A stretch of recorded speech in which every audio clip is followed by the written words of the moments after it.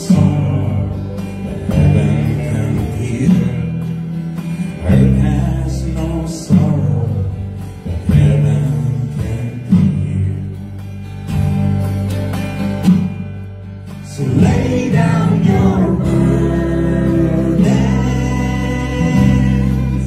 lay down your shame. All who are broken, lift up your faith. Oh, wanderer, come home. You're not too far. So lay down your heart, lay down your heart, come as you are.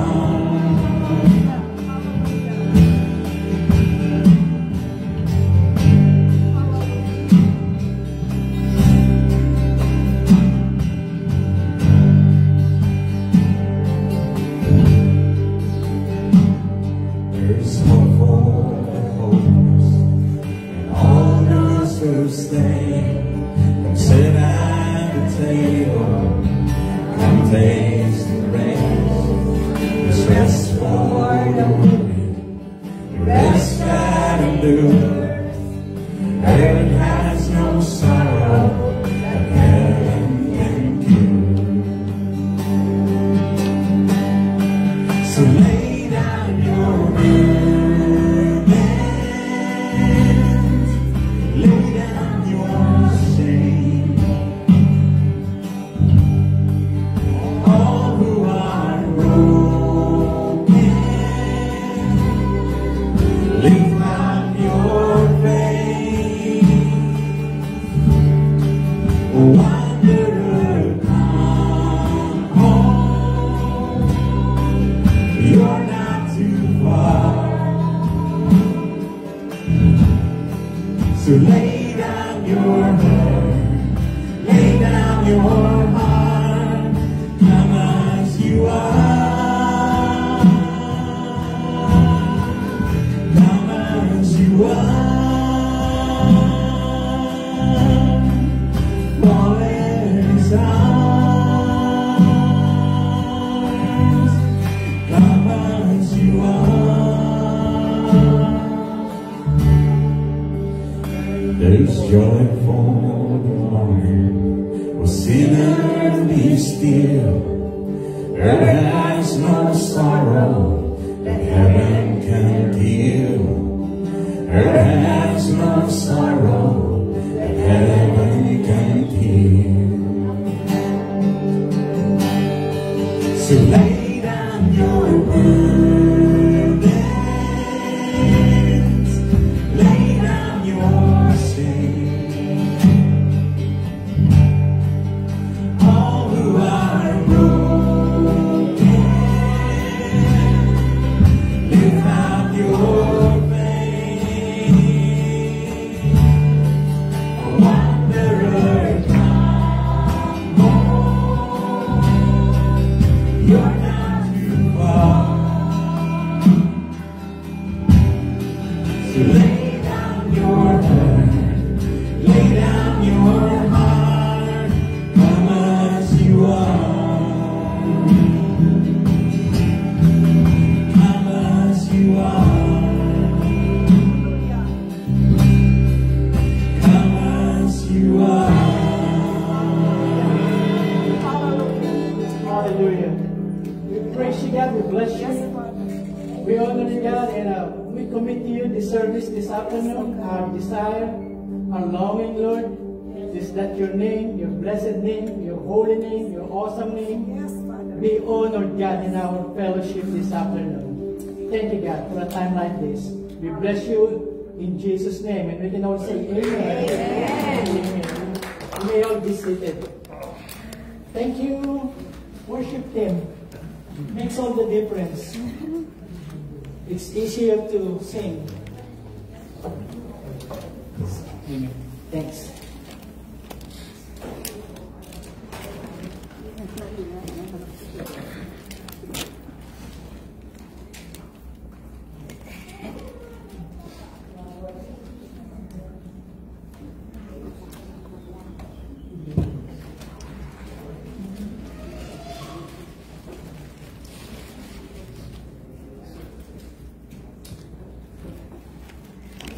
So our projector screen is not feeling well.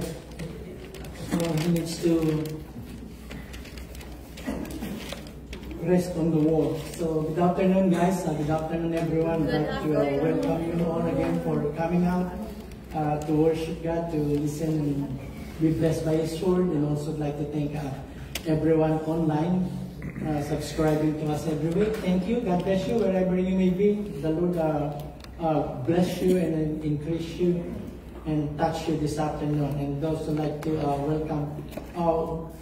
Finally, we have Mike Curry, the third, or the second, with us. He's the eldest son of Margo and Mike. So welcome from California. So who else? Nito is back? Hey, welcome back, Nito. Yeah. So, yep, so we're going to be on our 6 Beatitudes. We're doing a series on the Sermon on the Mount, and I still encourage you to go back and read chapter 5, 6, and 7 of Matthew. This is the greatest sermon ever preached by the greatest preacher, the greatest teacher, and no other than Jesus Christ. So, we are now in Matthew chapter 5 and verse 8. Happy are the pure in heart. You'll find that in Matthew 5. And then the word blessed or happy is more than just a feeling. Okay? It's a gift that only God can do. It's not dependent on our challenges in life. It's not dependent on our circumstances. Jesus Christ says, blessed are. And there's so many that He said that are prerequisite to experience a happy life. God is in that business. He wants people to be happy, and yet we can only find that happiness in that relationship that we have with Him through Jesus Christ. So happy are the pure in heart. Okay, let's go back and read again the 8 verses in Matthew 5. And seeing the multitudes, Jesus went up into the mountain, and He, having sat down, His disciples came to Him. And opening His mouth, He taught them, saying, happy are the poor in spirit. So these are the people who acknowledge that as far as their sinfulness is concerned, they are bankrupt. Okay, they have nothing to offer to God except their brokenness. Because theirs is the kingdom of heaven. So that's the first requisite. A person can only see, can only participate, can only partake of heaven if he or she will recognize that poverty of spirit or being poor in spirit. And then the second is, happy are those who mourn, because they shall be comforted. Those who mourn because of, then again, their standing, their relations, their sinfulness before God. And then the third, happy are the meek, because they shall inherit the earth. These people now who acknowledges that we cannot come to God in arrogance. We can only come to God in humility. Okay? And then verse 6, happy are those who hunger and thirst for righteousness, because they shall be filled. So we went and studied all of those. And then the last two is, happy are the merciful, because they shall receive or obtain mercy.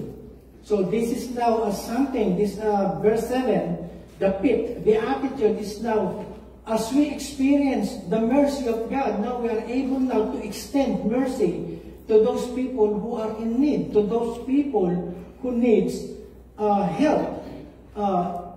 And then verse 8, and this is the one that we're going to study this afternoon, happy are the pure in heart, because they what? Look at this.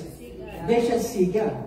Okay, so, and that is the longing of all those people gathered around Jesus Christ. You know, it's interesting, when you read the gospel, before Jesus Christ came into the scene, He was introduced to Israel, the nation, by whom? By John the Baptist.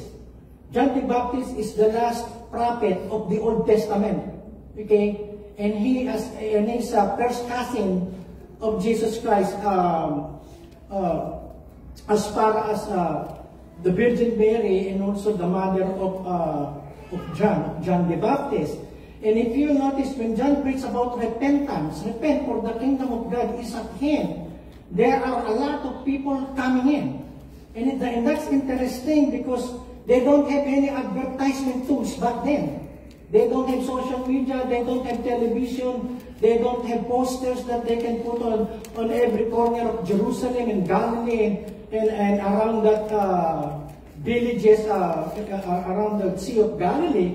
And yet there are a lot of people. The Bible tells us that there are multitudes of people wanting to be baptized by John. And some of those people are the religious people. You know. So because they know they have the religion, they know that they have belief, they have their set of doctrines and dogmas that they follow, and yet their hearts are empty.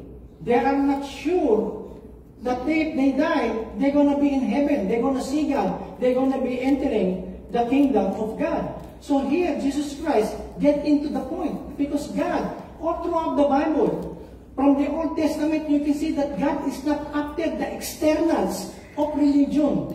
Yung mga panglabas, like coming to church, doing fasting, praying, offering your gifts to God, and all those things. Those are the externals. What God is. And anybody can do that. Anybody can sing, anybody can read the Bible, anybody can pray, anybody can give money to the church, anybody can tell people the goodness of God. And yet, if it is not coming from the heart, it does not make any score. It does not make any point. It does not please God. So even you shall love the Lord thy God with all your heart, with all your soul. And that's the design of God. And then we will study what is that heart that God is talking about. Is it not interesting? Many people believe that the heart is on the left side, right? Right? When they are standing up on a flag ceremony, you know, they're holding, because they believe the heart, that muscle that pumps blood to the arteries in our body is on the left. But actually it's in the center of our rib cage, as you see here. It's on the center. Okay, and that's where we come I don't know how they come up with, I love you with all of your heart. Why don't you say, I love you with all my liver? I love you with all my kidney. I love you with all my lungs. They will say that. I love you with all my heart, because we believe, okay, that the heart is the center of our anatomy, of our physical body, okay? Without that, we're not going to live. Okay, so that's that. And it's interesting. Talking about first the heart, the human heart, that muscle that pumps blood. Okay, it doesn't stop. When it stops, you're dead. Okay. Look at this. Okay, heart disease is the leading cause of death. For men, women, and people of most racial and ethnic groups here in the United States. Okay, one person dies every 34 seconds. Can you believe that? Every 34 seconds, one person dies from cardiovascular disease. Okay, and it not only stroke, heart attack, but it can be something else related to that. In 2023, that's just 2 years ago, 919,032 people died from cardiovascular disease. That's a lot. Okay, that's the equivalent of 1 in every 3 deaths. Okay, in every 3, that's only in America. In the United States, someone has a heart attack every 40 seconds. Some of them don't even know that they are going through heart attack. Okay? Have you heard about that? Okay, they think it's just, I'm just having difficulty of breathing, I'm just feeling numbness, but actually, they are having it. Okay? And it's still a big problem. Here in America, the most advanced nation in the world, instead there's a problem. Now, the thing that we're going to study is not this heart disease that I just mentioned to you some of its diseases. Okay, so it's been a disease in the physical heart of man.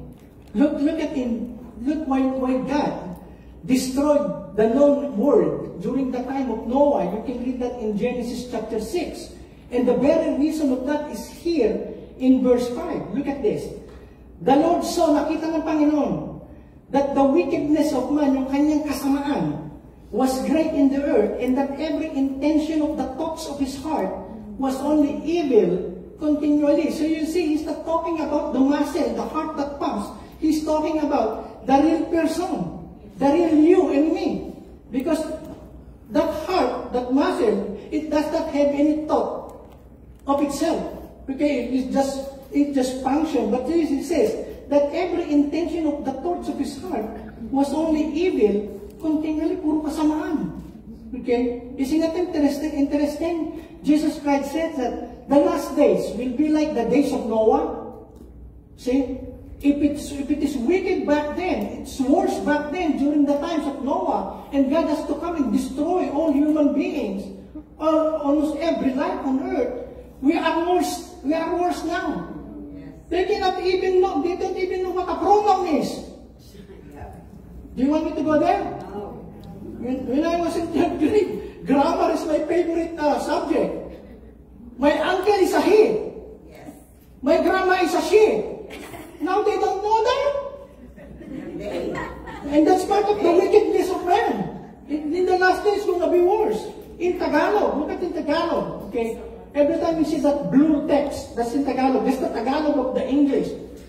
Okay, at nakita ng Panginoon na mabigat ang kasamaan ng tao sa lupa. Mabigat, ibig sabihin talagang karumal-dumal. Ano? At ang buong haka, ang haka yung thoughts, yun yung Tagalog niya. At ang buong haka ng mga pag-iisip ng kanyang puso ay pawang masama lamang na parati.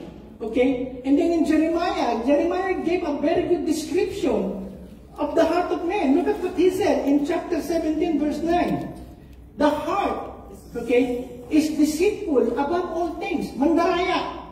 And desperately sick. It is sick. That's why I started with the heart disease. The heart of man is sick. Okay? Who can understand it and who can know it? And sometimes you cannot even imagine how bad a person can be when left to themselves. In Tagalog, ang puso ng tao ay mandaraya, no? Higit sa lahat. No? If you are falling in love, some people, I'm just going to sidestep. It's not even in my notes. Ano? They said that love is blind. Right? Have you seen? And we are walking in the mall. Have you seen sometimes a very beautiful, attractive girl is holding hands with the ugliest man in town? Nakakita ng ganda-ganda ng babae. Tisay na tisay, ang ganda. Pero yung sarap, gulabo rin yung mukha. That's Hebrew. Okay, have you seen that? Some of you look at me and say, no, I haven't seen. Yes, you did. You've seen a very beautiful person, married or engaged to an ugly man. You know why? Because love is blind. Love is blind. The heart is deceitful. See, ito na yun. Binigyan na ng tuglaron, tumapit na ng oo. Ang puso ng tayo ng daraya, higit sa lahat, at lubos ng masama. Sino nakakala kung galit o masama? Sometimes we don't even know ourselves. Okay? Our potential to do bad things. We don't know. But then look at that in Proverbs 21:2. Every way of a man is right in his own eyes, but the Lord weighs the heart. See, the heart again. So the heart is, the mind is part of the heart. That is, the Bible is saying, love the Lord thy God with all your heart. See, have you met a person or talked to a person who knows everything? He thinks that everything that he or she does is the right thing. See, and that every way of a man is right in his own eyes. And then that's why there are a lot of people are in trouble. The world is in trouble because of this. Again, I'm not translating every verse in Tagalog, okay? But I just found that Tagalog is very handy. It gives more depth if you're Tagalog speaking when you put it in Tagalog. Look at this. Inaakala ng tao na tama ang lahat ng kanyang ginagawa. Ngunit ang Panginoon lang ang nakakala kung ano ang ating mga motibo. You see, that's right. Then again, the motive still comes from your intent, which comes from your heart. Again, and then in the heart. And this is when Jesus Christ was preaching this Sermon on the Mount, these are some of his audiences, the religious people during that time. You know, You may not like what I'm going to say, but I'm going to say it because it's the truth. You know, religion is what will bring people farther and farther from God, not closer. Okay? Because religion can make a person self-righteous. Lord, I'm not as bad as my friends. I'm not as bad as our neighbor. I'm not as bad as my in-laws. I'm not as bad as some other people. So when we tend to compare ourselves with other people, we don't compare ourselves with people better than us. Okay? Most of the time when we compare ourselves, we compare to those people that are inferior than us. Hello? See, kung kamukha mo lang si Susan Roses, hindi mo ikukumpara yung mukha mo kay Chichay. Some of you, you're not even born. But anyway, these people are self-righteous. They believe that because they are the children of Abraham, they have the ticket to heaven.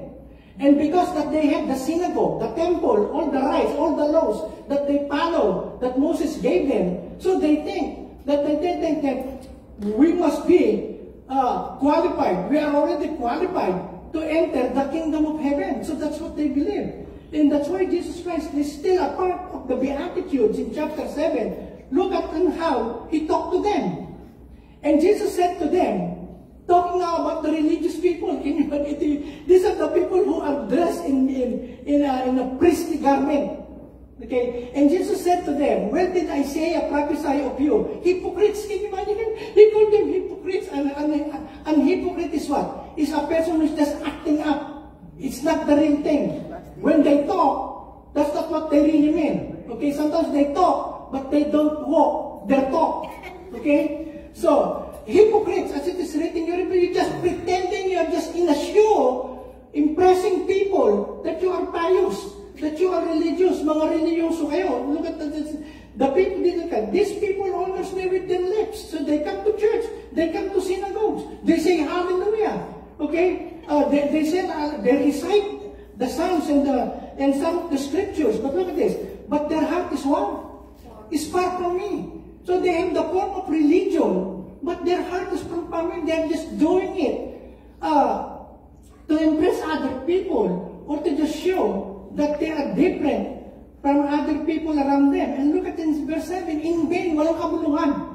Okay? In vain do they worship me. So there is some worship that is acceptable to God, but there is also worship that is just a noise. See? Like the songs that are...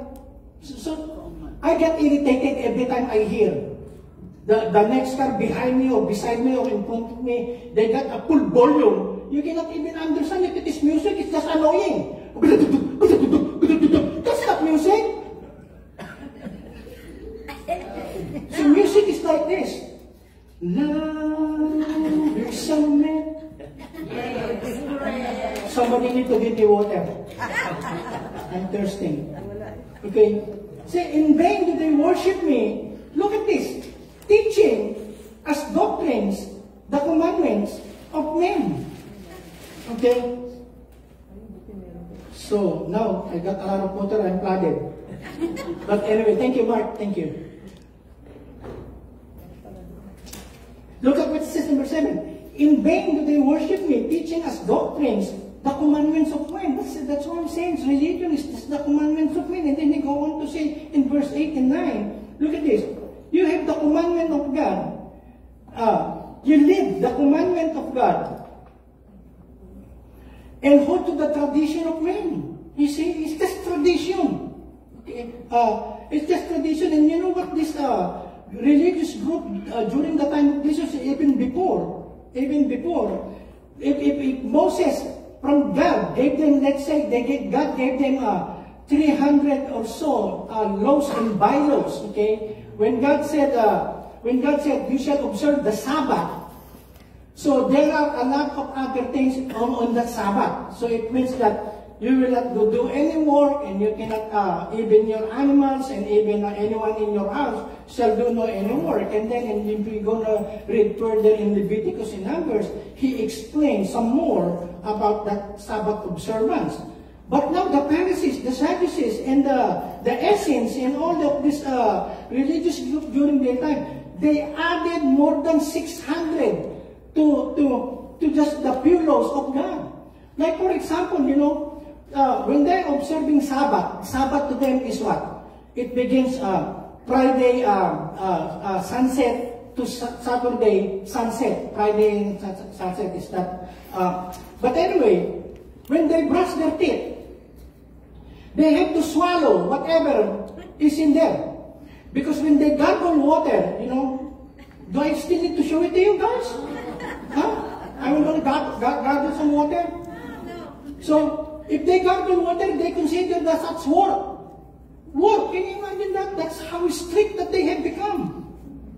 These people, that's why Jesus Christ says, which is important? If you see a dying person and you help him and it happens to be Sabbath, which is important? Your Sabbath or the life of that person? He's so mad at them because they become so legalistic. They got so entrenched with their tradition that they set aside what really God intends for those commandments. On Sabbath, they cannot even look on a mirror. You know why? See, marami siya hindi pwede kasi palagi kayo nasa salamin. They cannot even look at the mirror because if they see a gray hair sticking out, they might pull it. And pulling a gray hair, even one strand, is work. So that's violation of the Sabbath. See, they're very strict to that. That's why Jesus Christ has to tell them, you're doing all of those externals of religion, but your heart is far from me, and you exchange the commandments of God through your tradition. Okay? And like I said, a lot of people will not go to heaven because of tradition. Okay? So then they will say, hey, Pastor Ed, it's been in our family ever since. My mom, my great-grandma, my great-great-grandma, and all our great-great-grandma. You know what? It does not mean that it's been around for centuries and for thousands and thousands of years that it is true. Okay? Like a family in Oregon, they're having a Christmas party. Okay? And every Christmas, when they are having their Christmas dinner, the highlight of the occasion is the ham. Hamon. Okay, the ham. Okay, and they were talking that one Christmas Eve, they were talking, saying, you know what? Grandma makes the best ham. Back then it's, it's all, you'd have to do it from scratch. Marinate, rabbit, and then things like that. Okay, but anyway, it's still the best. Okay, but the ham that we have now, they just bought it from honey baked ham. It's still not as good as what Grandma used to make. So they said, Grandma is not here with us this evening. Let us call her. She's in Atlanta, Georgia. So they called her, Grandma, sorry that you cannot come with us. Because of your physical situation, you cannot come to celebrate with us. But we are talking about the ham. Your ham. The best ham. Okay? And we tried it.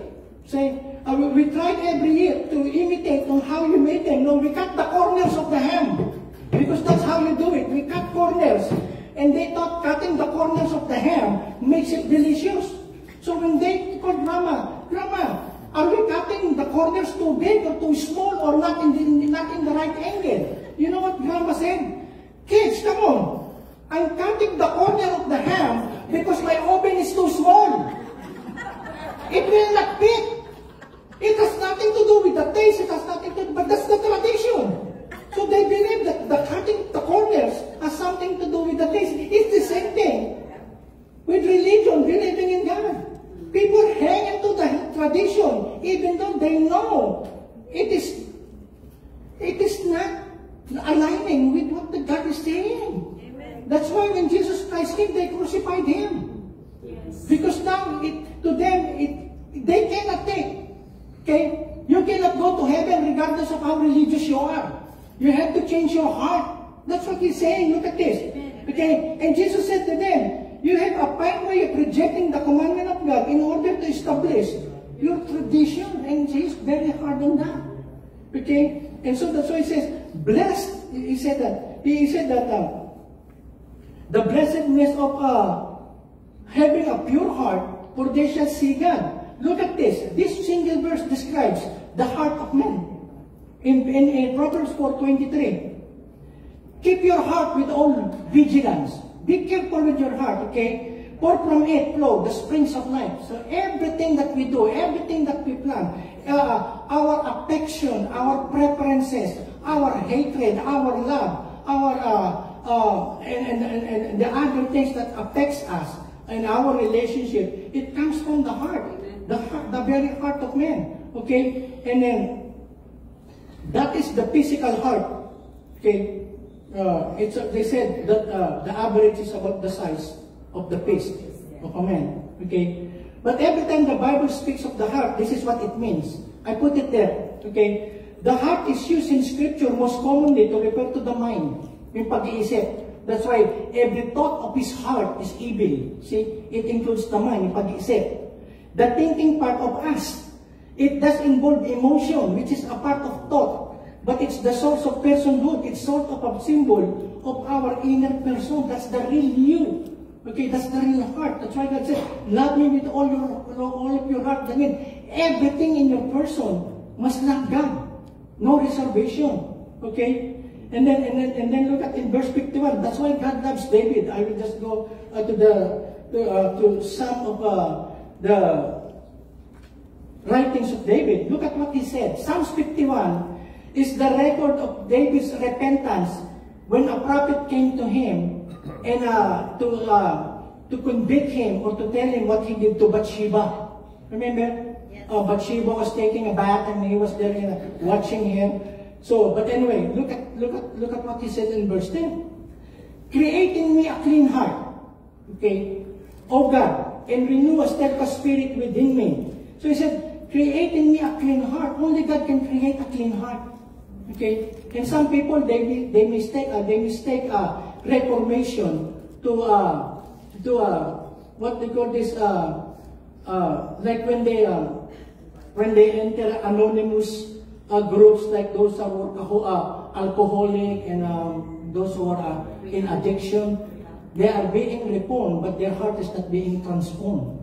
Okay, so but anyway, it says, create in me a clean heart. So in Tagalog, ilikha niyo ako ng busilak na puso. See? Ano yung Tagalog na busilak? Yes. No? Kapag naglalaba ka at tide ang ginagamit mo, wow, busilak na busilak. Ang kanyang kaputian. Okay. Ilikha niyo ako ng busilak na puso, O Diyos, at bigyan ako ng bagong espiritu na matapat.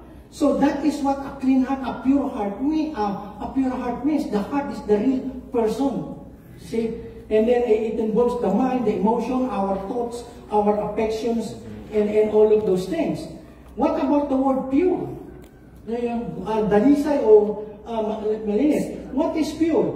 Now the Greek word is when it says, blessed are the pure in heart, the word that Jesus Christ used for pure heart to describe what kind of heart that will see God. The pure is the katarizo. And the katarizo means to cleanse from filth and impurity. No? Linisin. Sa karamihan at sa lahat ng contamination. That's what it means. It means in a moral sense, to be free from the defilement of sin. Walang kasalanan. See, are you good in chemistry? Yes. You remember your chemistry? See, can you please give me some hydrogenated water? Or oxygen? But anyway, H2O is the formula for water, right? 2 atoms of hydrogen married to 1 atom of oxygen. Okay, that theoretically in chemistry, that's the symbol of water, H2O. And then they said pure water. Do you know that in real life, there is no such thing as pure water? There's no such thing as pure water. You can buy Setter Hills, you can buy, and in all the commercial saying, this is, by the way, pure water is different from distilled water or filtered water. But there is no such thing you cannot find in the planet pure water, H2O. Because once a single particle of dust mixed into, let's say, 32 ounces of water, that 32 ounces of water is already contaminated. You know, this cannot be pure water because it contains salt And once they put it in a plastic container, there are some in this plastic container that will contaminate the purity of water. So in reality, there is no such thing as pure water. And there is no such thing as a person can make himself or herself pure, clean in the eyes of God. Only God can do that. Okay? Only God can do that. So you learn something about chemistry, huh? H2O. And then going back here again, happy are the pure in heart. You see, if you have this heart that is acceptable to God and pleasing to God, then you are happy. And not only that, you will see God. Okay, and it's a longing. It's a longing of all people, especially there during the time of Jesus, to be in the kingdom, to see God. And I will go and explain that some more as I go. Let's go first to David. You know David? Okay. David and Goliath. Do you know? Yes. It's in the Bible. It's somewhere there. Between Genesis and Revelation. You read it. And you'll find there somewhere. But there David. It says in 1 Samuel, okay, the first king of Israel is King Saul. Although God gave King Saul, the first king of Israel, because it used to be theocratic. God is the ruler of the nation, but then He appoints prophets, He appoints judges, like Samuel, one of the judges, Samson, one of the judges. But then anyway, no, we don't want you to rule over us, above us now, or over us. We want a human being to rule over us as king, like the other nations. So God gave them a king, which turned out to be a bad king, an evil king, and his name is Saul, S-A-U-L. Okay? But now, God said, look at what this said in verse 14. But now your kingdom shall not continue. Talking about Saul. It will not continue. Okay? It will end. In fact, he died a very tragic death. But now your kingdom shall not continue. Look at this. The Lord has sought out a man after His own heart. Nakahanap na ang Panginoon ng tao ayon sa kanyang damdamin, sa kanyang puso. The Lord has sought out a man after His own heart, and the Lord has commanded him to be prince over His people. That's David. Because you have not kept what the Lord commanded you. Then again, another negative reprimand to King Saul. And then in Acts chapter 13, verse 22, then it is repeated again. Okay, but now now we have the name. Okay, it says there, and when God had removed him, Saul, He raised up David to be their king, of whom He testified and said, I have found in David, the son of Jesse, a man after my heart, who will do all my will. So God, do you think God made a mistake? Because David did a lot of boo-boo in his life. He broke at least half of the 10 commandments. Committed adultery with Bathsheba, and then he murdered the husband of Bathsheba, Uriah, and then he lied, okay, and then he became a false witness as a result of that, and David's family is a mess, okay.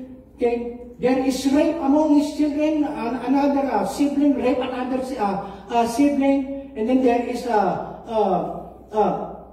murder among. So he's not a very good father. Is not a sinless person, and God knows that. And yet God calls him the man according to His own heart. Okay, and God, and we will see why. Look at this, and this is just one of the Psalms of David. I encourage you to read the book of Psalms. Okay, not all of those are David's writings, but most of them. Okay, and you can see the heart of David. Look at this. Look at what he says here. My heart is steadfast, O God. My heart is steadfast. I will sing and make melody. I will praise you. I will worship you. That's what we're doing here. Okay? So a pure heart, the first reaction or the first response to God of a person with a pure heart is praising Him. Okay? He says there, I will sing and make melody in my heart. So the word is steadfast. It means it's firm. Regardless of what happens, regardless of our difficulties, trials, and a lot of things that we still don't understand here. And then we are confused of why are some people in church, they've been attending church for 40 years, and they're still a gossip. I will post. Tatagalogin ko? Yes. See? Ang tagal ng mga team, chismosa pa rin eh. Ano? Hello? Ang sarap sa kalim. See, and then you get offended. Ano? Who is that person? You know why? Because they are not our model. Okay? My heart is steadfast. I see bad things because they're human beings. But I cannot see bad things in the life of Jesus Christ. Yes. Hello? I can see bad things in the life of David when I read about David, bad things about the life of Moses, bad things about the life of some of the prophets. And yet, Jesus Christ, I cannot find, even Pilate said, I cannot find any fault with this man. Okay? So he says, my heart is steadfast. David says, my heart is steadfast. I've been through a lot of things. You anointed me as king when I was just a teenager. And now look, King Saul is hunting my life. Okay, he's running away for his life. He's living in caves because the king is trying to kill him because of his jealousy. Because he knows that God's next king will be David. But David says, whatever happens to me, my heart is steadfast. And then he went on to say in Psalm 16, I always remember that the Lord is with me. Never forget that the Lord is with you wherever you are. It doesn't matter that you're going through things that you don't understand, things that you don't like, things that it makes hard for you to live. It does not mean that God has abandoned you. No. He said, I always remember that the Lord is with me. Even in times that I'm not obeying Him. He is not tolerating my disobedience. But He knows that as soon as I come back to Him, I ask forgiveness, He is ready to hug me back. Hello? He says that He is here, close by my side. So nothing can defeat me. See, the relationship is mutual. So my heart and soul will be very happy. My heart and soul is almost synonymous with each other. Okay? So my heart and soul will be very happy. Even my body, that's not the physical body, will live in safety. And this is the heart of David. And the heart of David is, Lord, you are important to me. I love you. Look at this another. I will read some when I go through this. What are the signs of a pure heart? There are signs. It can be seen. It's manifested. Integrity and sincerity. No? Pagiging tapat at malinis. Ano po? Look at what it says in 24:3-4. Look at what David is saying. Who can go up on the Lord's mountain? That means where God is. Okay? And that's heaven itself. Who can stand in His holy temple? That's heaven. And it says in verse 4, only those who have not done evil, who have pure hearts. This is David. Who have not used my name to hide their lies, and who have not made false promises. So David knew, the only time I can go there in your presence is to have a pure heart. And then, another sign is a hunger for greater purity. Okay? You are not satisfied where you are now in your Christian life. You are not satisfied. You want more and more of God. Blessed are those who hunger and thirst. Now that word hunger and thirst, that means you'll never be satisfied. Now every time that God fills you, you want some more. You Filipinos, we are, in a physical sense, we are very familiar with that. And every time we are eating, we are talking about food. Hello? Have you experienced that most of the time? When we are eating, have you been to that restaurant? They are serving crispy pata. Hello? Kasi kumakain ka, busog ka na. I remember when I first got here in the US, I've been hearing in the Philippines, we are poor, I've been hearing in the Philippines that there is restaurants there that are smorgasbord. I don't even know what's the name. Smorgasbord. It means eat all you can. Buffet. No? Only those people who have money can really go to those places. But then my first few weeks here in the US, it's like honeymoon. Okay, some of my mom's friends and some of my brothers, they're treating me to a buffet. You know, I didn't know buffet. Eat all you can. When I got here, I'm only 95 pounds. Malnourished. and then in 3 months, I gained about 35 pounds. And then I shrink again. That's why you see me. I shrink again. But anyway, whenever I am in a buffet, it doesn't matter if it is Chinese, if it is American, or if it is mixed Korean and what, I will eat unto here. Unto here. I'm already full, I already ate a lot. But then they will tell me, hey Ed, you want some dessert? What they got? They got ice cream. I am not much in ice cream. They don't give me some, it's free. They have some jello. They have some fresh fruits and those fruits in can. Give me that. And then after I ate, it's already here. I'm dying of heart attack. But then again, I paid $12.50. I said, no, I'm going to see to it that I got my money's worth. So I will eat, and then after that, Pastor Ed, they offer tea and coffee. Give me some more. You hunger and hunger. And that's the same thing with God. Check yourself if you're not hungering for God. If God is just like something that you can put up the next day, put up the next week, then ask yourself, I'm not really hungering and thirsting for God. I can just, I can do a lot of things, but when it comes to praying, it comes to coming to church and reading the Word of God, then tsaka na lang. See, no, that's not hunger. And that is not, you will never go into that greater purity. Look at what it says here in 2 Corinthians 6:17. The Paul is saying to the Corinthians, therefore, come out from among unbelievers and separate yourselves from them, says the Lord. Don't touch their filthy things, and I will welcome you. So what is he saying? Don't partner with unbelievers in the sinful acts or simple what they call this practices that they do. Have nothing to do with that. Okay, you should know the kind of friends that you are going with. Hello. Amen. So there are some bad company. Okay, they said that in 1 Corinthians, I think, chapter 10, verse 33. Don't be deceived. Evil company corrupts good manner. So you go with people who are critical of other people, soon you will learn their ways. Okay? You are a person who doesn't talk much. You are a person who just listens when some people are just talking. But you go with people who are gossipers. Soon you will like to gossip. Every time you come to church, bakit nakapula siya? Bakit kayo meron na siya na dalawang bata? Hindi ko naman nakita nagbuntis. Hello? You see? And when you go to those kind of people, you become like them. You become like them. Say, now your focus now is somewhere else. Are you still with me? Yes. Kasi tayo mga Pilipino, napakahilig natin. Hello? In our place, when I grew up, see, ewan ko kung chismoso din ako. You know, in the neighborhood where I grew up, in Manila, no, I don't know, no? I'm your pastor.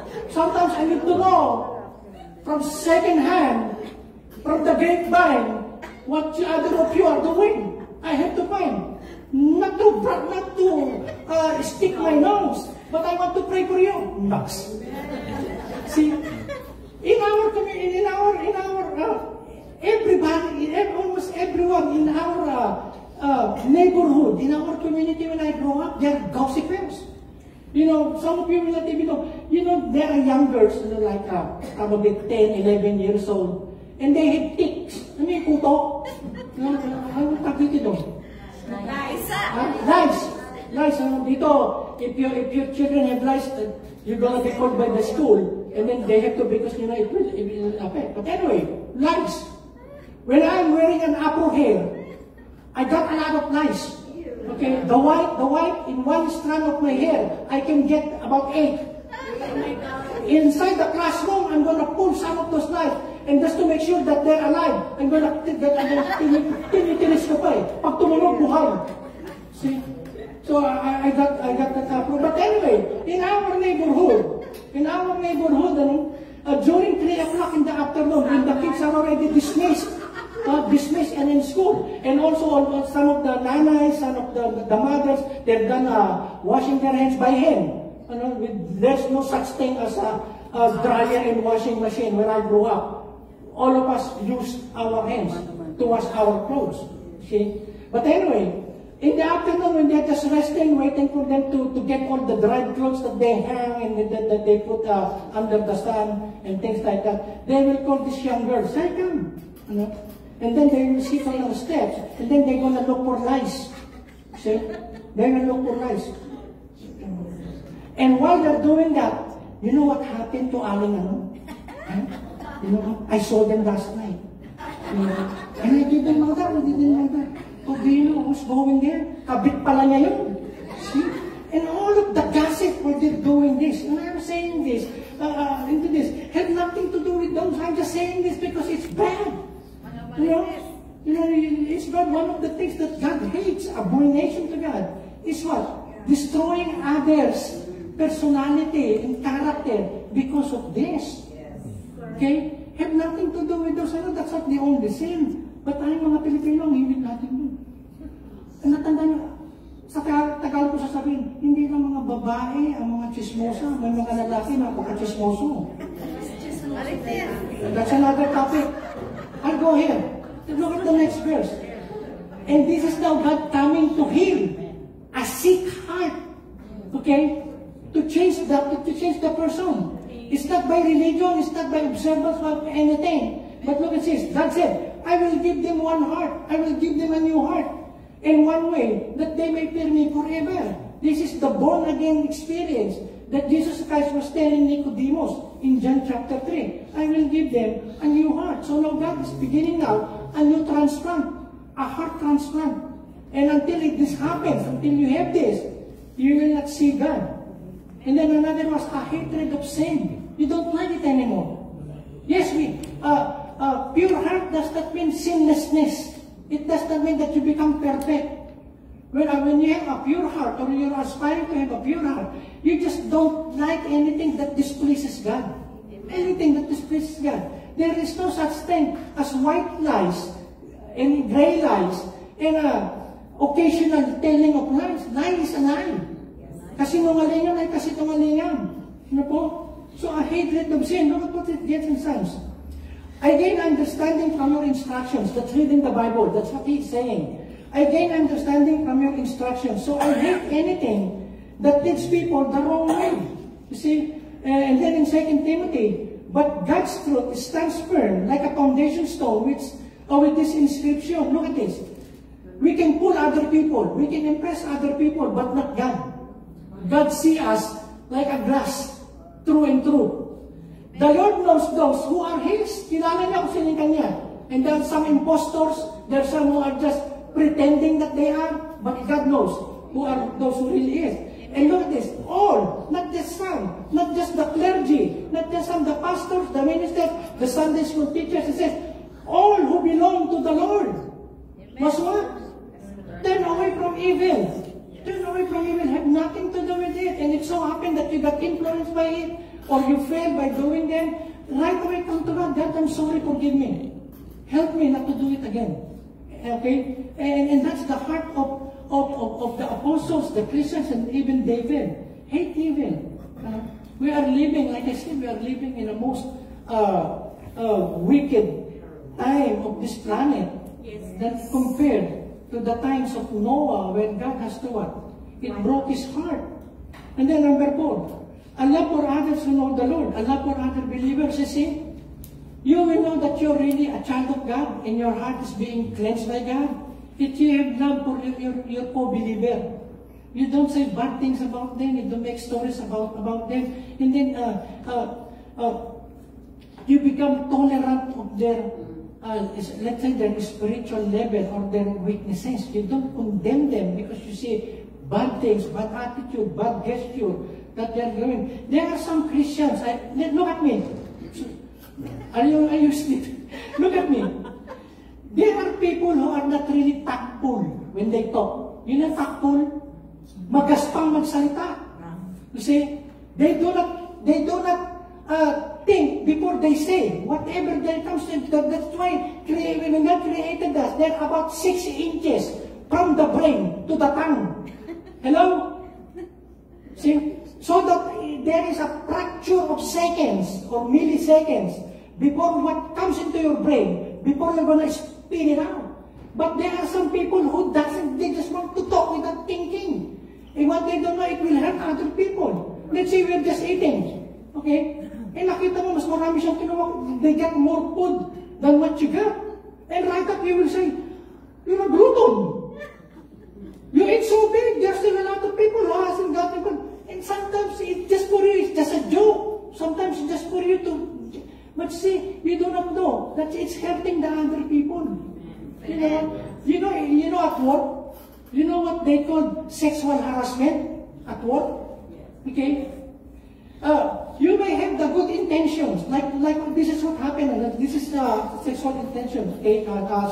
Sexual harassment at work. I have a co-employee who has been flirting and talking and joking with that other lady who expedites. She's the one bringing materials to the assembly line. And she became friends with her, and she's been joking with her almost every day. They were just laughing and joking. But one afternoon, he decided he will touch her in her arms. Thinking that we are already friends. We've been joking for more than a year now. So he, thinking that it's just a gesture, harmless, he touched her in her arms, slightly like this. Hey, come here. And after he did that, that lady went to HR. She said, he molested me, he touched me. You know what? Just 30 minutes, almost 30 minutes or less, the HR came there and said, you have to get your things. You're out of the building. You are fired. Sexual harassment. So what I'm saying is, he doesn't have an intent to be sexual in what he did. But the other person that he touched, to her, it is an abuse. To her, it is an advanced, sexual advancing, okay? So it's the same thing. When we talk, it's just a joke. To us, it's just fun. To us, it's just a way of saying something. But how about to the other person? See, we may be hurting them. See, that's why he says then, love for others. See, you begin, consider others better than yourself. And that's the love. You cannot say you love God, whom you can haven't seen, and then do not love the person that is just sitting right beside you. So a person who has a pure heart loves other people. I know some people are not really lovable. I'm not going to go into that. Look at Timothy. The purpose of my instruction is that all believers will be filled with love. That comes from what? A pure heart. In Tagalog, walang pagpapanggap. Hindi plastic. Totoo. Okay? So when you express that, it's coming from a pure heart. A heart that's changed by God. Okay? I'm doing this to you, or I'm not doing this, I'm not saying this because I love you and I don't want to hurt you in any way. And then look at this in John 25. I'm about to finish. By this, Jesus Christ is talking to the disciples in the upper room before his crucifixion. By this, all people will know that you are my followers, that you are my children, if you can do miracles. By this, all people will know that you are my disciples because you give a lot of money to the church. By this, all people will know that you are my followers because you yourself can do miracles when you pray. God answers it. No, that's not what he said. Look at what he said. All people in the world will know that you are a Christian, you are a believer, you are a child of God. If you have love for one another, love for one another, that is the manifestation of a pure heart. And then, going here now, and then being preoccupied with God. What do you mean by preoccupied? Abala sa Diyos. Practice every Saturday. So, laging nasa isip. No, God is on your mind. Every time, it's just being a part of your thoughts. Nakatuon. That's what it means by preoccupied with God. It means living in awe of God. Lord, I thank you. There are so many things happening in our lives, in my relationship, in my family. But still, God, you are an awesome God. You are a good God. It does not change the fact, Lord, that you are good. And then I live to worship you. I worship you, Lord. Okay. And then I long to be I long for His will to be fulfilled in my life, and then for His glory to come. Look at this David again. I ask only one thing from the Lord. One thing I ask from the Lord. This is what I want most. And this is the heart of David. This is what I want the most. Let me live in the Lord's house all my life. You see, 2 oras lang sa church, gusto na umuwi. See, what David said, Lord, I want to live in your temple all my life. Enjoying, not feeling burdened, not feeling uneasy, always wanting to get out of the fellowship. No, enjoying the Lord's beauty and spending time in His what? In His palace, in His house. Amen. And then He goes on to say, God, you are my God. See, the relationship, it's mutual. God, you are my God. I'm searching so hard to find you. See, I'm searching. Like as a deer pants for the water brooks, so my soul longs for you. Body and soul, I thirst for you in this dry and weary land without water. O Diyos, kayo ang aking Diyos. Hinahanap-hanap ko kayo, nananabik ako sa inyo ng buong puso't kaluluwa na tulad ng lupang tigang sa ulan. Galing ano? And then look at this. I will end. I got three more verses. You remember in then chapter 14, Lord, we do not know where you're going. I am the way, the truth, and the life. Right? And then another disciple came, Lord, we want to see the Father. Face to face, physically. We want to see the Father. Look at what Jesus Christ says. Philip said to him, Lord, show us the Father, and it is enough for us. Show Him, and we want a tangible evidence. We want to see Him, you know. But then look at what Jesus responds. Jesus said to him, have I been with you so long, and you still do not know Philip? Whoever has seen me has seen the Father. How can you say, show us the Father? If you read the Gospel, you will see that Jesus Christ is the visible manifestation of the invisible God. His mercy, His compassion, His truthfulness, His honesty, His patience, and all of those. Okay? So, happy are the pure in heart, for they shall see God. How can we see God? We cannot see God now. We can see Him later on in heaven, but not now. But now we can see God. It's figuratively. You can see God. That is a figurative statement. It's not literal, but it can be literal when we finally see Him. We see God with the eye of faith. See, we live not by feelings, but by faith. We see Him. How? We see God in history. Okay, in your life. Look at what God has done in your life. You are no longer the same person as you were before you found, or before you are found by God. There is at least some changes in your life. The history in your life tells you that there is God.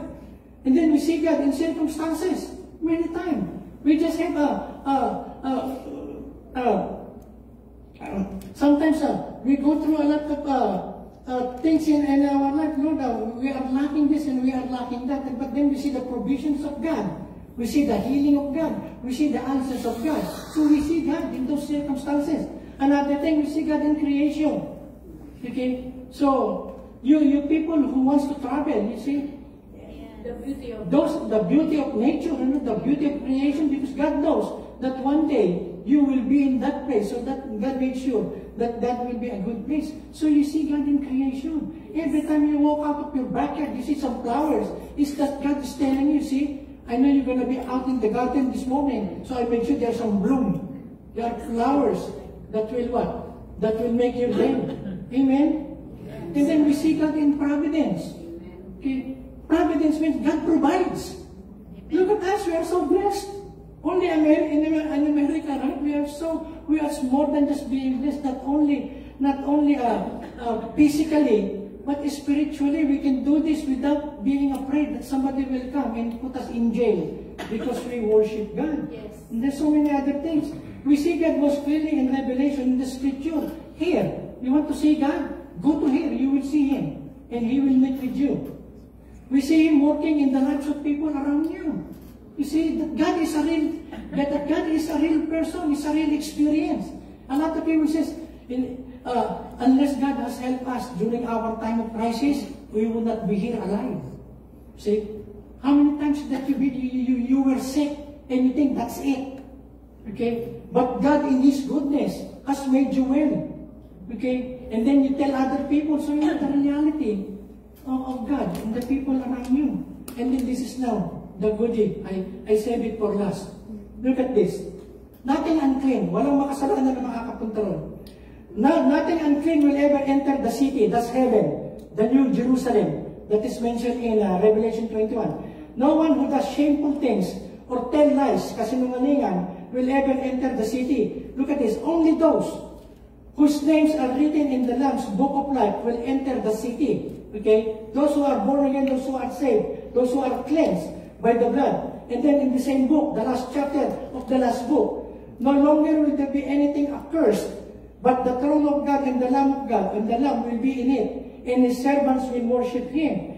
They will what? They will see His face, and His name will be on their foreheads. So we're going to see God. We are here, sometimes we pray, you close your eyes. Let's close our eyes and pray, because we want to concentrate. But when we go to heaven, now we will see all the beauty and the glory of God for all eternity, as He is. Even the angels in heaven, they cannot stand the beauty of God. They have to cover their eyes. They have to cover their eyes because they cannot stand and endure that beauty, that awesomeness of God. Okay, but then the promise, when we go there, we're going to see Him as He is, face to face. I know some of you are just trying to imagine, what will He be like? What will He be like? So, those questions will be answered when we go there. Even the Bible, since He said there will be a lot of surprises when we go to heaven. Look at this. Everything I tell you will not benefit you unless you come to Jesus. Okay, Jesus Christ is still making an invitation. If you haven't done the RSVP, saying, Lord, I'm coming to you, or you've been a Christian for a while, okay, keep on purifying yourself, keep on cleaning yourself, keep on drawing near to God, okay? So there is no end to that while we're still alive. Jesus said, come to me. The only way that you can have a pure heart, the only way that you can see God is through Jesus Christ. Look at what He said in John chapter 15 verse 3. You are already clean because of the word I've spoken to you. So the word of God. You are already clean. What happened? Wait.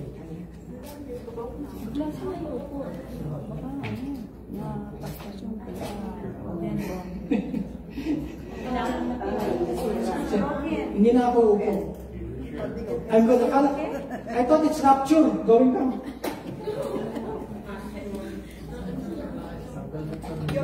Yeah, I'm good. Can I continue? Yes. Don't break this. No, I'm a director. Okay, I'm almost done. Look at what it says, John 15:3. You are already clean because of the word I've spoken to you. So that's the word of God. And that's only found in Jesus. Look at the second thing He said.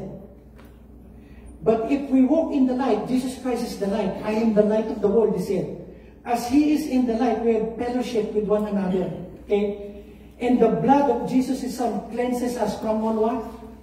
From all sin. The Word of God, the blood of Jesus, and the Holy Spirit, okay, give us what?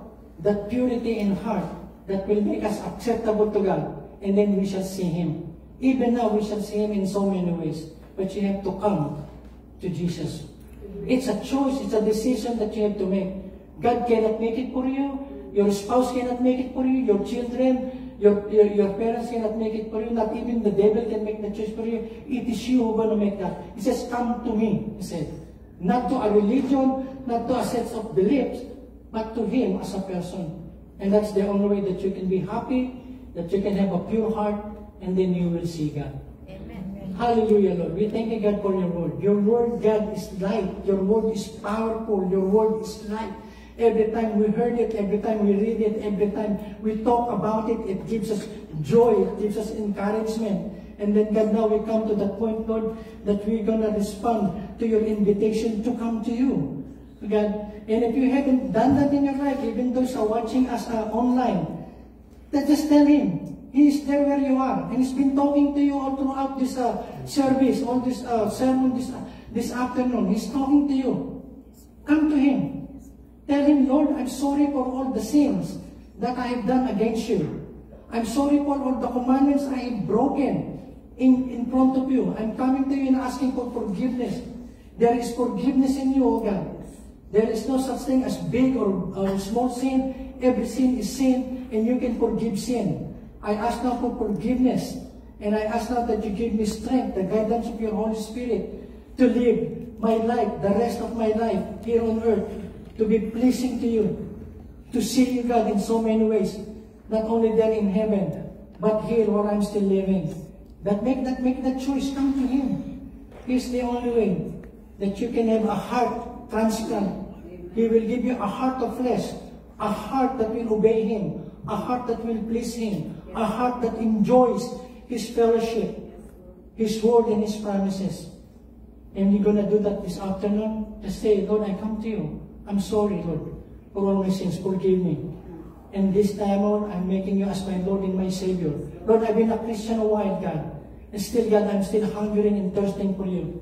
I'm still rededicating my life, God, to be more closer to you, God, to be more pleasing to you. And that I also may find my place in your church, God, on how I can be a part of what you are doing. I thank you now, God. I thank you, Lord. No one who comes to you, you will forsake or you will ignore. But those who come to you in humility, you will receive them as your own. Thank you, God. Thank you, God. In Jesus' name we pray. Amen. Amen. So,